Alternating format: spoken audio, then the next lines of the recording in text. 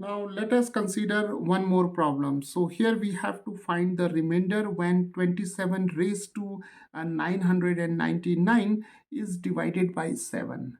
So we'll follow the steps. So we can take y is equal to 27 raised to 999, right? Okay. Now 27 can be written as 28 minus 1. So we can write here 28 minus 1 raised to 999. Now here we'll make use of the same concept, that is if we have x minus 1 raised to n and this n is odd, then we have x minus 1 raised to n as minus 1 plus x times lambda, where lambda is some positive integer, right? So here we can see that 999 is it is an odd integer, that is the value of n is equal to 999. So the value of x is 28, because here we have x minus 1, here we have 28 minus 1. So x is 28 and n is 999, which is odd, right? So we can use this result. So we have minus 1 plus x times lambda. X is 28, so we have 28 times lambda. So y is equal to minus 1 plus 28 times lambda. So now we can express this expression as 28 lambda minus 1. We can write 28 lambda, and now minus 1 can be written as minus 7 plus 6, right? So why we have written here minus 7 plus 6? Because we can now combine these two terms and we can take 7 common out of these two. So we have 7 times 4 lambda, and here we have 1 plus 6. So 7 times 4 lambda is 28 lambda, 7 times 1 is 7, and now 4 lambda minus 1 can be replaced by some other number, that is mu.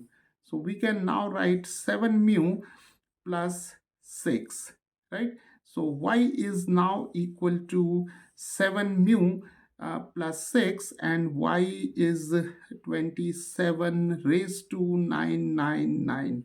Now from this expression we can see that when y is divided by 7, that is 27 raised to 999 is divided by 7, the remainder is 6. So this term, it gives us the remainder. So the remainder is equal to 6. So now let us take up one more problem. Here we have to find the remainder when 32 raised to 96 is divided by 3, right? So let us take y as 32 raised to 96, right? So now let us write 32 as 2 raised to 5, and here we have 96, because 32 can be written as 2 raised to 5. So now we can write 2 raised to 5 times 96. By laws of exponents, we can multiply these two numbers. So we have now 2 raised to 5 times 96 is 5 6 are 30, 5 9s are 45, 45 plus 3, 48, right? So we have 2 raised to 480. Now this 2 can be written as 3 minus 1, and here we have 480.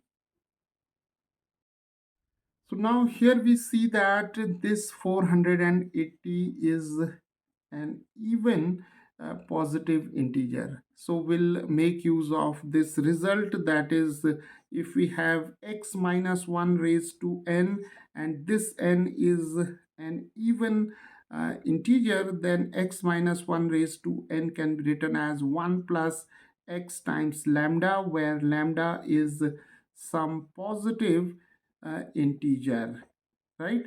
So here the value of x is 3. If we compare x minus 1 raised to n with this term, and n is 480, right? So now y can be written as 1 plus x times lambda. X is 3, so we have 3 times lambda, where lambda is some positive integer. So we have obtained y is equal to 1 plus 3 lambda, which can be written as 3 lambda plus 1, and y is 32 raised to 96. So from this expression, we can conclude that when y is divided by 3, then the remainder is 1, right? So the remainder is 1. So when 32 raised to 96 is divided by 3, then the remainder is given by this term, which is equal to 1, right? So viewers, this is how by using these concepts we can solve these type of problems.